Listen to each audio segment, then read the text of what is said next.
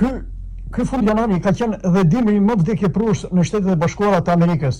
85 të vdekur, temperatura ekstreme në zero dhe rreth 180 milion shtëpi pa drita, $100 milion dëmë nga bora e madhe e së dielës së kaluar dhe një valë të re të ftohtit polar që ka nisur pas datës 26 janar dhe po vazhdon në bregun lindor dhe veri lindor të Shtetet e Bashkuara.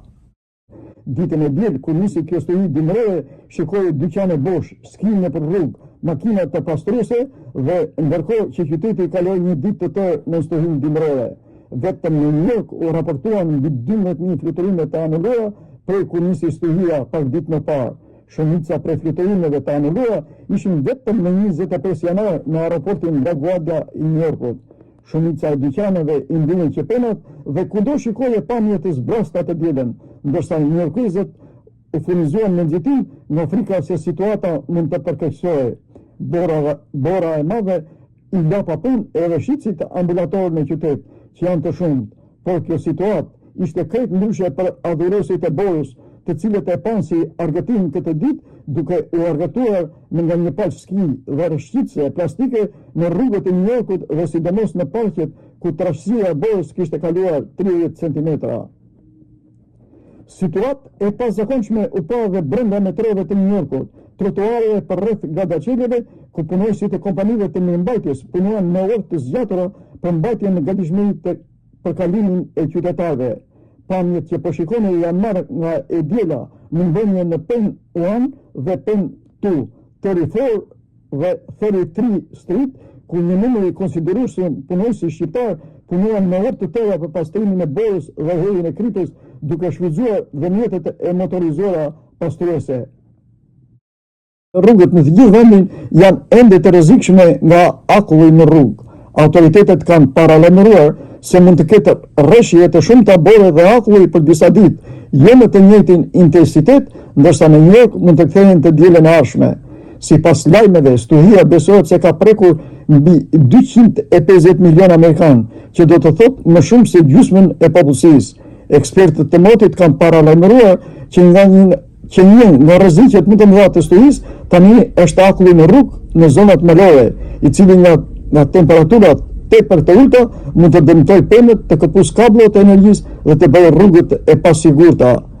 Në Virginia dhe Kentucky, autoritetet kanë reaguar ndaj qindra aksidenteve rrugore duke vendosur në disa segmente patrulla policie.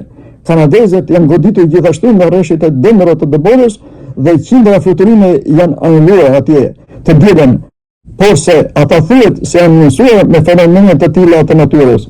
Zyrtarët kanadezë thanë se trashësia e dëborës është kudo mbi 30 cm përfshirë dhe provincën e Ontarios, ku jeton më së shumti shqiptarët. Pothuajse gjysma e shteteve amerikane në bregun lindor, madje edhe në jug, mbeten ende në gjendje të jashtëzakonshme dhe shkollat janë në pritje të stabilizimit të situatës, ndërsa në vendet në veri si Colorado, Dakota dhe Minnesota, për të cilat kyqyhet dimri i zakonshëm me temperatura në zero, në dimër gjendja e emergjencës vazhdon edhe në shkollat që janë të mbyllura. Por ajo që raportohet si e pazakontë nga ekspertët është të shohësh një të ftohtë kaq ekstrem në shtete si Teksasi, Louisiana dhe Tennessee, ku temperaturat momentalisht janë rreth 15 dhe minus 20 gradë Celsius në mesatarën sezonale. New Yorku përdor makinat e shkryjes së dëborës. Departamenti i sanitarisë i qytetit të New Yorkut ka përdorur makina gjigande për shkryjen e dëborës, të quajtura voska të nxehta, për herë të parë që nga viti 2021. Të vendosura në 5 lagjet, këto makina përpunojnë deri në 120 tonë borë në sistemin e kanalizimeve. Operacioni synon të pastrojë rrugët dhe vendet e parkimit, pasi temperaturat kanë zbritur në nivelin e ignorës.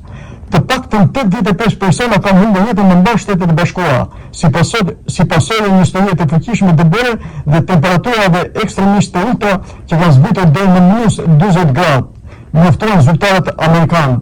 Gjysma e rasteve të vdekjeve janë investuar në Tennessee, Mississippi dhe Louisiana, ndërsa disa vdekje janë në pasojë të hipotermisë, për të tjera dyshohet se kanë ardhur si rezultat i eksplozimit ndaj monoksidit të karbonit për shkak të përdorimit të bërimeve të improvizuara të ngrejës në zona pa energji elektrike.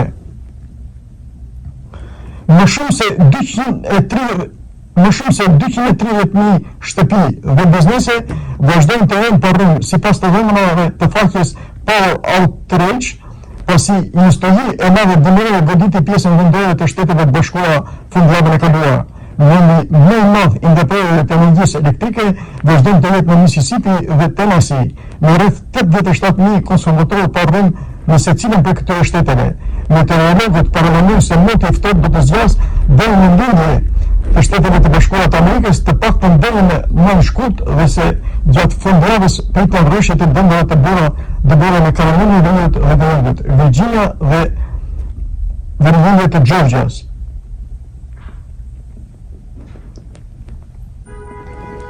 Bërë është numër edhe në disa pjesë të Bredetit të Karolinës së Veriut, si e përgjatë brekut lindor të Maryland deri në Maine. Në një val të re të ftohtit të rrezikshëm që po përhapet deri të jugut, ekspertët paralajmërojnë se rreziku i hipotermisë po rritet për banorët e Mississippit dhe Tennessee, ku shumë prej tyre në ditën e 6 janë pa energji elektrike. Temperaturat vazhdojnë të bien në zero. Shërbimi kombëtar meteorologjik i Shteteve të Bashkuara të Amerikës, National Weather Service, nëftoi se ajri arktik që përloriste drejt lindjes do të rritë edhe më tej temperaturat deri në -10 gradë Celsius, si në qytetet Nashville, ku mbi 79.000 shtëpi dhe biznese ende janë pa rrëmë. Qindra të start të gardë mobilizuara në Mississippi dhe Tennessee për të pastruar rrugët, për të ndihmuar njerëzit e evakuuar në automjetet në shtëpi, si dhe për të shpërndarë furnizime bazë. Guvernatori i Mississippit, Tate Reeves, deklaroi se trupat po dërgojnë ushqime, batanije dhe furnizime të tjera me helikopter dhe kamion, ndërsa guvernatori i Tennessee, Bill O'Reilly, tha se njësitë e shpëtimit ka shpërndarë më shumë se 600 pajisje ngrënie dhe 8.300 litra karburant. Duke raportuar me përditësim nga New Yorku dhe zonat përreth ku dimri i ashpër po vazhdon të mbajë qytetin në kthetat të ftohtit, sot është 1 shkurt 2026, po përmbledhin javën e fundit pas stuhisë së madhe të dëborës që goditi të ditën e kaluar me 25 janar qytetin e New Yorkut dhe Bagdadin lindor të Shteteve të Bashkuara të Amerikës. Në përfundim, bazuar në lajmet e siguruara nga shtypi newyorkez, le të rikujtojmë stuhinë e borës së dielës së 25 janarit, e quajtur Fern, e cila solli një nga rreshtit më të mëdha të dëborës në 40 vite. Në Central Park u regjistruan rreth 11.4 inch borë, një rekord për atë datë, ndërsa në pjesat të tjera të qytetit dhe Tri-State arriti deri në 17 inch në disa zona. Kjo stuhi që zgjati nga e shtuna në të diel solli jo vetëm borë të dëndur, por edhe temperatura që janë në nivele të rrezikshme. Ndjesia e të ftohtit arriti deri në -9 gradë dielën. Gjatë stuhisë temperaturat maksimale nuk kaluan 14 gradë. Stuhia mbylli raportet si La Guardia, pezullojnë transporti publik si New Jersey Transit dhe New York City Ferry, dhe madje anulloi votimet e hershme në qytet. Fatkeqësisht raportohen të paktën 11 vdekje të dyshuara të lidhura me motin në New York. Pas stuhisë, java ka qenë një periudhë e të ftohtit të vazhdueshëm arktik. Nga 26 janari deri sot, temperaturat nuk kanë kaluar kur pikën e ngrirjes deri në 32 gradë, faqeshënora net dhe ditë rresht në zero, streka më gjatë e gati 4 dekadave. Temperaturat minimale kanë lëvizur nga 0 deri në -10 gradë, me ndjesitë të ftohtit deri në -18 gradë. Bora nuk është shkruar shumë, vetëm rreth 2 inç ka ikur për shkak të ftohtit të vazhdueshëm. Kjo ka krijuar kushte të rrezikshme në rrugë, me akull në borë të ngrirë dhe kanë shkaktuar aksidente dhe vonesa në transport. Shumë dyqane dhe restorante vazhdojnë të mbyllen herët ose nuk hapen fare, ndërsa qytetarët këshillohen të qëndrojnë të kujdesshëm. Kryebashkiaku Zohran Mamdani u përball me testin e tij të parë të madh në menaxhimin e emergjencave, duke mobilizuar ekipe për pastrimin e rrugëve. Në një shkurt vazhdon i ftohti, temperatura maksimale arrin deri rreth 19 deri në 24 gradë, me minimale deri në 16 gradë dhe një mundësi të vogël për borë të lehtë gjatë natës. Alarmi për mot të ftohtë është ende në fuqi me ndjesi të ftohtit deri në -5 gradë. Duke parë ditët me vijim, i ftohtit do të zgjas edhe pak ditë, përse mot të kthjellë me temperatura rreth 30 gradë maksimale, por ende në normalen. Në 3 shkurt, temperaturat mund të arrijnë 33 gradë, duke kaluar për herë të parë pikën e ngrirjes që nga stuhia. Gjithë mes muaj shkurt pritet të jetë i ftohtë në fillim, me mundësi rreshtje bore mesatarisht 18 ditë borë në zonat malore dhe Bregdetin verior. Por gradualisht moti do të ngrehet drejt javës së fundit me temperatura mesatare rreth 40 gradë Fahrenheit, pra rreth 70 gradë Celsius.